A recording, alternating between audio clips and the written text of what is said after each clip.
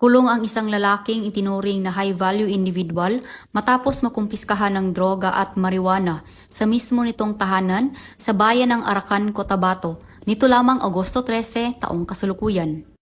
Ayon kay Police Major Jose Ryan B. Ferranil, hepe ng Arakan Municipal Police Station, nasa listahan ng drug watch list ng mga otoridad ang pangalan ng sospek na si alias Jojo at matagal nang minamanmanan ang iligal na aktibidad nito.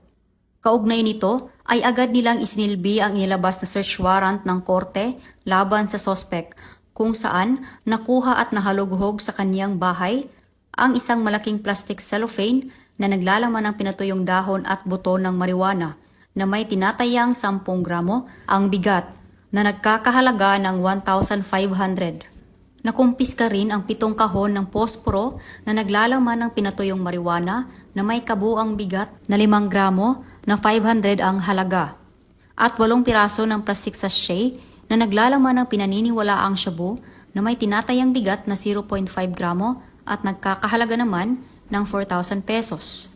Sa kabuuan, aabot sa 6,000 na halaga ng mga pinagbabawal na gamot ang nasabat ng otoridad sa pamamahay ng sospek. Dahil rito, mahaharap ang sospek sa kasong paglabag sa Comprehensive Dangerous Drugs Act of 2002 na ngayon ay nakapiit na sa Arakan Municipal Police Station. Samantala, sinisiguro naman ng ating kapulisan na patuloy ang kampanya laban sa iligal na droga upang mapanatili ang kaayusan at kapayapaan sa ating komunidad.